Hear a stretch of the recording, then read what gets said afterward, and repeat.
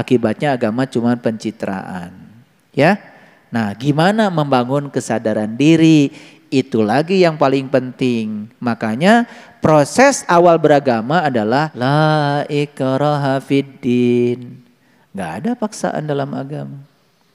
Jadi kalau hari ini kalian beragama merasa terpaksa, takut neraka, pengen surga, kapaksa kene teteh. Aduh, gak akan membangun kesadaran. Jadi kalau tidak ada paksaan dalam agama artinya apa? Sekarang mendoktrinasi orang lain, memaksa orang lain, menakut-nakuti orang lain supaya orang lain berkeyakinan seperti kita. Itu sudah paksaan dalam agama. Qad tabayyana rusdu minal ghayy wa may yakfur bitaghut wal yu'min billah faqad istamsaka bil urwatil wusqa lan fisomalaha wallahu samiun alim. Jadi ya, tidak ada paksaan dalam beragama. Sesungguhnya telah jelas mana jalan yang benar, mana jalan yang sesat. Jelas enggak? Jelas enggak? Lihat semuanya pada saya. Jalan yang benar di sini. Jalan yang sesat juga di sini. Ketika kita melakukan kesalahan, ada yang ngingetin dari dalam. Jangan begitu. Ketika kamu menyakiti orang lain, ada yang ngingetin dari dalam. Gak boleh begitu. Benar gak itu? Bukankah sudah jelas jalan yang benar dengan jalan yang sesat itu ada. Hidup jalan itu dalam diri kita.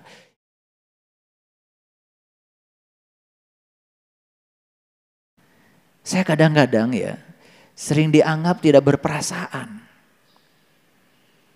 Saudara saya meninggal, adik saya meninggal. Saya sempat menangis. Ya, bagaimana dia bersama saya di sini? Dia ngurusi masjid, ngurusi apa tiap hari. Saya lihat itu.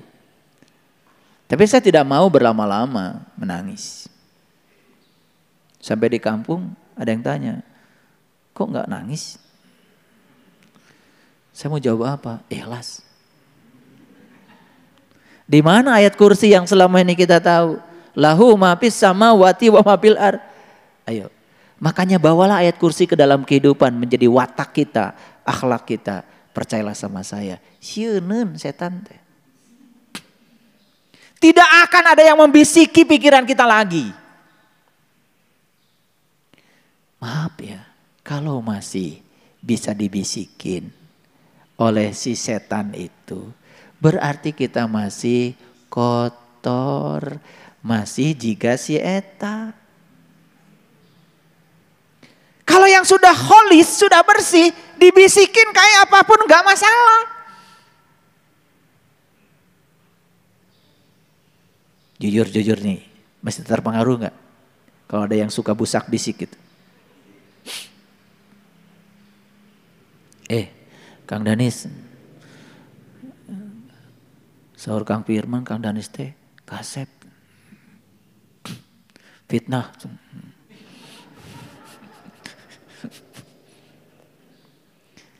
Jadi kalau masih terpengaruh dengan busak bisik gitu, itu tanda bahwa pikiran kita masih seperti itu.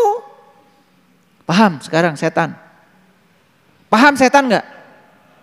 Cagap di mana? Cagap. Etan udah cagap saha?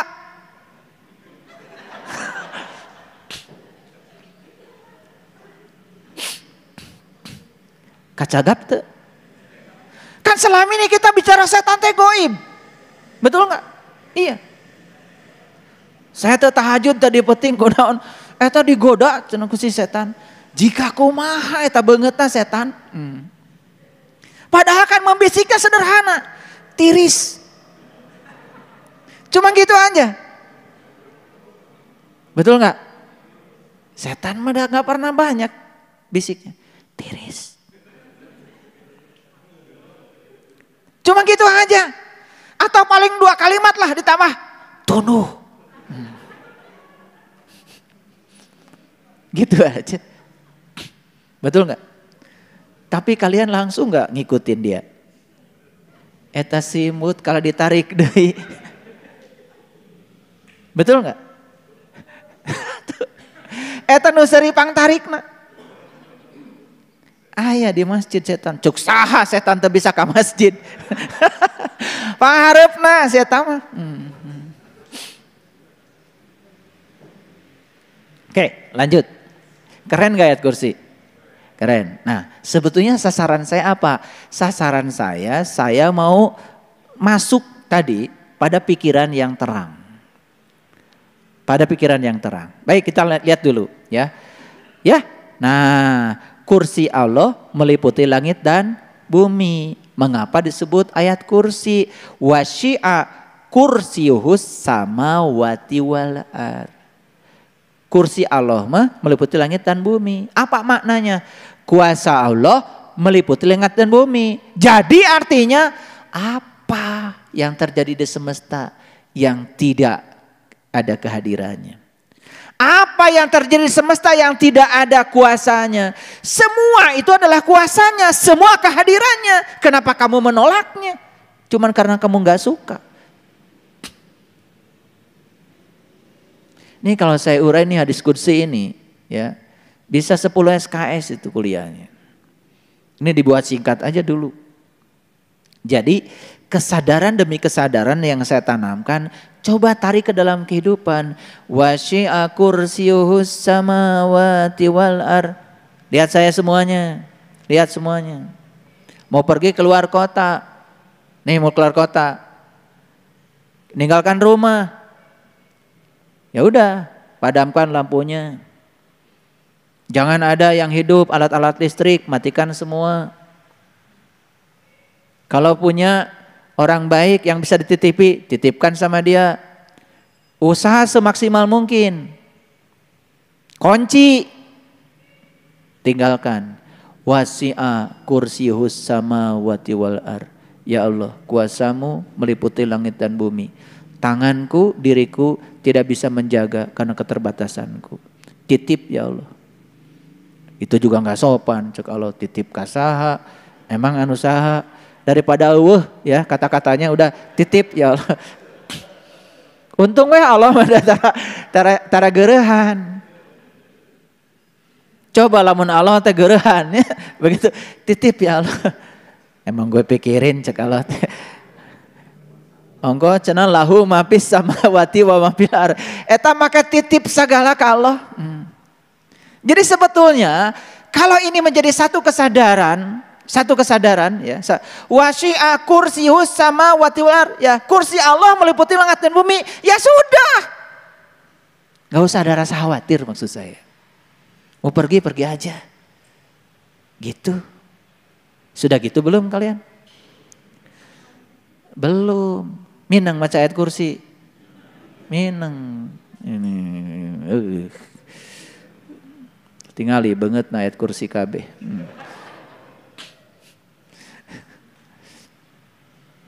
Tetapi tidak menjiwai karena tidak sadar. Makanya wahuwal aliyul adim. Dia maha tinggi, maha gagah lagi, maha besar. Nah, kalau ayat kursi ini sudah menjadi darah daging kita, menjadi sikap kita, akhlak kita, keren. Lihat ayat berikutnya. La ikraha fiddin. Gak ada paksaan dalam agama. Jadi kalau hari ini kalian beragama merasa terpaksa, takut neraka, pengen surga, kapaksa kene teteh. Aduh, gak akan membangun kesadaran. Jadi kalau tidak ada paksaan dalam agama artinya apa? Agama itu harus dimulai dari kesadaran akan dirimu sendiri. Makanya belajar agama kalau tidak dari kesadaran diri dari dalam, maka tidak akan benar. Akibatnya agama cuma pencitraan. Ya. Nah, gimana membangun kesadaran diri? Itu lagi yang paling penting. Makanya proses awal beragama adalah kenali dulu jati dirimu yang sesungguhnya. Itulah awalnya agama. Awalnya agama adalah mengenal Allah dan Rasulnya. Cara mengenal Allah dan Rasulnya, kenali dulu diri sejatimu. Jadi mau bicara kemana-mana kok baliknya ke situ lagi. ke situ lagi. Makanya kuncinya adalah kita harus meniti ke dalam diri, mengenali jati diri kita yang sesungguhnya. Paham? Nah, itu. Jadi kalau tidak ada paksaan dalam agama, artinya tidak boleh juga kita memaksakan keyakinan kita pada orang lain. Tidak boleh juga memaksakan harus orang lain mengakui apa yang kita alami. Tidak boleh.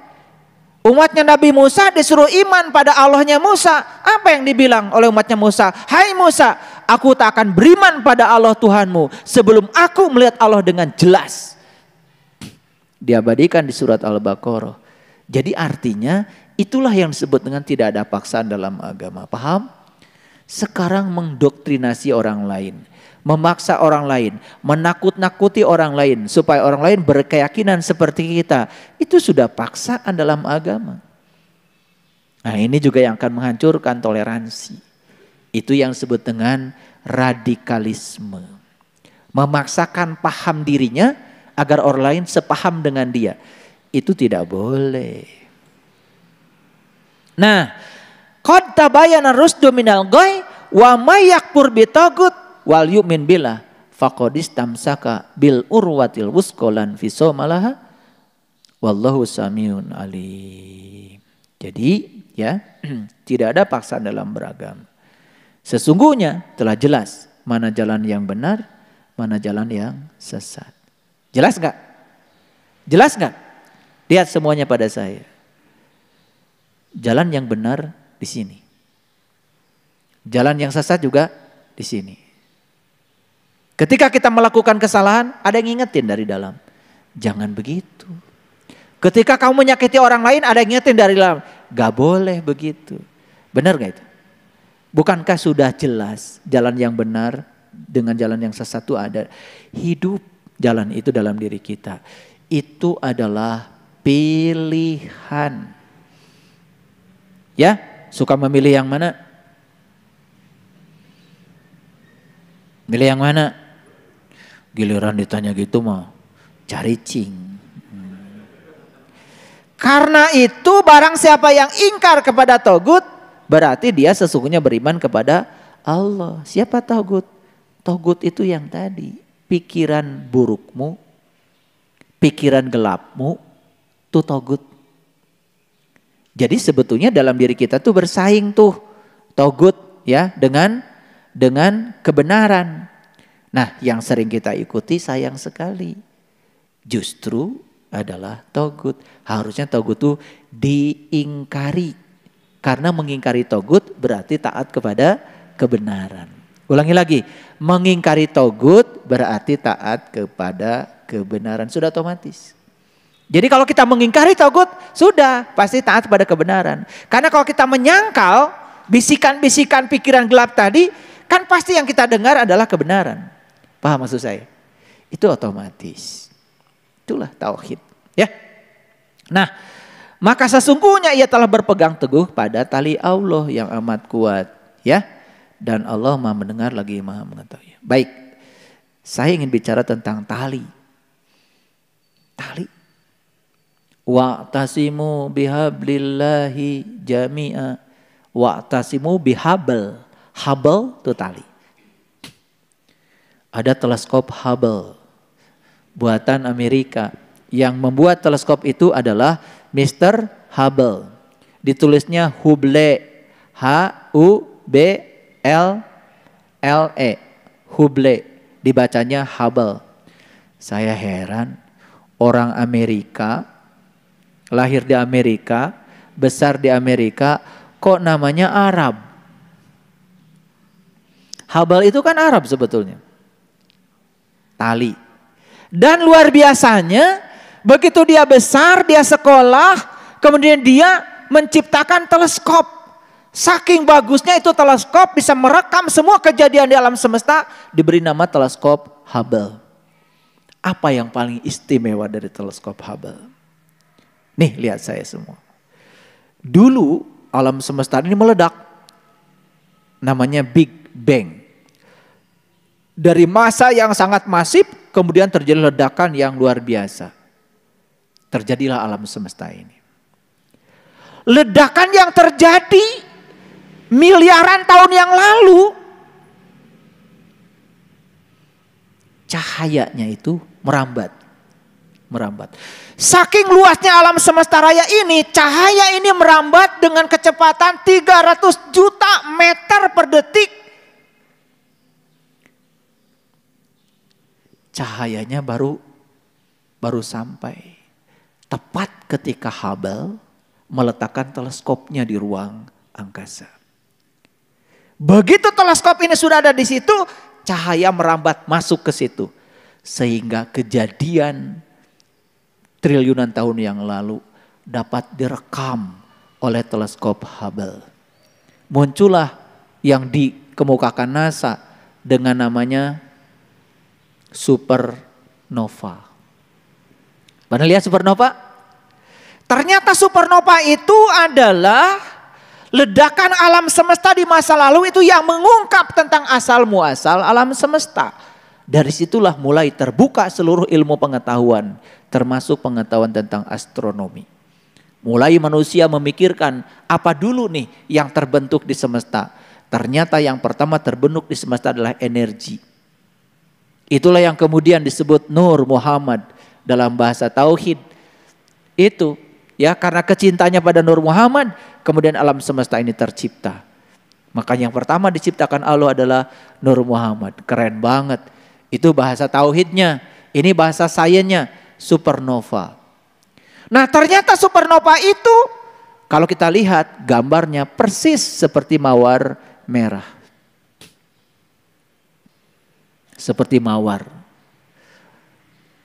Muncullah Quran surat Ar-Rahman ayat 37. Fa'idha sakotis sama'u fakanat wardatan kaddihan fabi ayyi ala'i rabbikuma tukadziban. Ketika langit rohanimu terbuka, saat itu kau akan menyaksikan merah mawar. Jadi artinya teleskop Hubble itu hanya menginfokan tentang mawar merah yang fisika di masa lalu. Dan itu kata Allah, aku bentangkan ada di dalam dirimu sendiri. Jadi beruntung para sahabat yang sudah terbuka langitnya, yang sudah bisa menyaksikan mawar merah.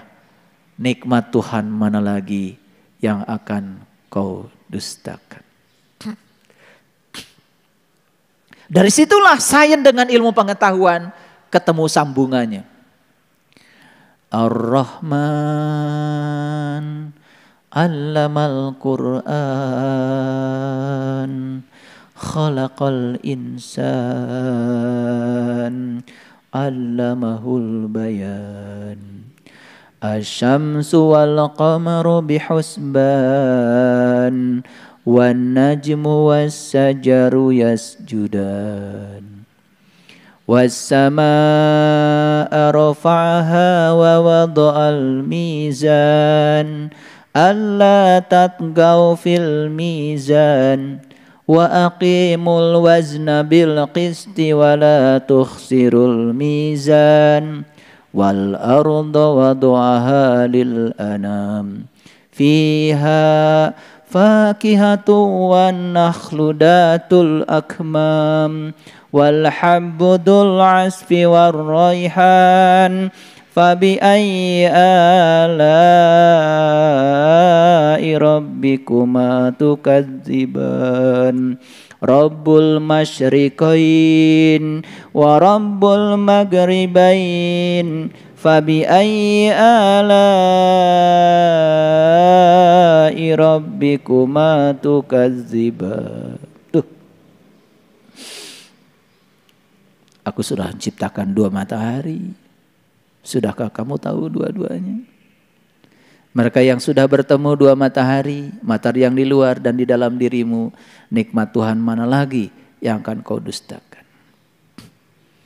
Aku telah menciptakan gugusan bintang di luar sana, dan aku juga sudah menunjukkan gugusan bintang di langit terdekatmu. Nikmat Tuhan mana lagi yang akan kau dustakan? Wan najmu wasyajaru yasjudan wasyamsu Wasama arafaha wa wadu'al mizan. Wah, keren banget ya. Jadi orang-orang yang dalam proses pencarian ke dalam dirinya sudah menemukan bintang di langit yang terdekat, menemukan bulan yang sempurna, menemukan matahari yang sempurna di dalam dirinya. Bahkan sudah terbuka asal muasal alam semesta yang namanya supernova merah mawar dalam dirinya. Itulah manusia paripurna. Dan di level yang seperti ini, pikiran menjadi sangat cerdas, sangat kreatif, sangat tenang. Sebetulnya inilah bibitnya toleransi. Inilah bibit kebijaksanaan. Makanya lihatlah orang-orang yang sudah luas pengetahuannya, mencapai kesadaran tertinggi, tidak pernah usil, tidak pernah komentar, cuman memaafkan dan membiarkan. Lihat orang-orang yang dangkal, dikit-dikit teriak, dikit-dikit demo.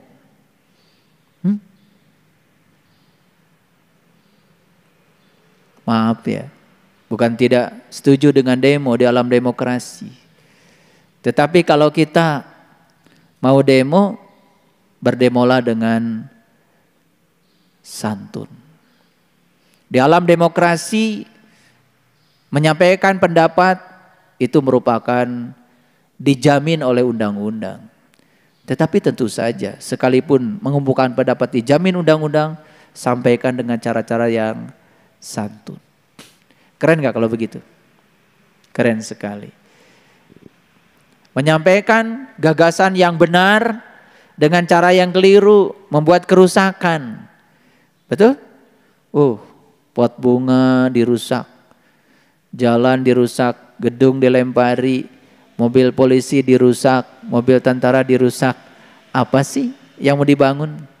Tidak mungkin kita bisa membangun keberadaban dengan cara-cara yang jahat semacam itu. Jadi sekali lagi, kembali lagi kepada pidatonya Cinta Laura tadi tentang moderasi beragama, maka kita harus berada di titik tengah. Moderat. Tidak ekstrim, tidak eksklusif. Marilah kita eksklusif di dalam saja. Tetapi keluar kita harus sadar bahwa sebetulnya memperuncing perbedaan hanya akan memperkeruh suasana. Tetapi ketika kita mencari persamaan, yang terjadi itulah bibitnya persatuan dan kesatuan. Makanya NKRI adalah harga mati. Saya setuju. Kenapa? Semesta yang begitu luar biasa yang bernama Indonesia ini, siapa lagi yang bisa menjaganya kalau bukan kita-kita ini. Sepakat? Mari kita didik anak kita untuk memiliki pengetahuan yang luas. Untuk memiliki pengetahuan yang tinggi. Setinggi Garuda terbang dengan sayapnya yang gagah. Luar biasa. Para sahabatku yang dirahmati Allah, itulah gagasan yang saya sampaikan hari ini, mengingatkan kembali agar kita tersadar untuk menjadi manusia seutuhnya, bagian dari warga negara Republik Indonesia yang kita cintai ini, tempat kita tumbuh, tanah air yang kita cintai, dan kita harus menjadi bagian yang memberikan keseimbangan agar NKRI ini tetap jaya. Terima kasih. Assalamualaikum warahmatullahi wabarakatuh.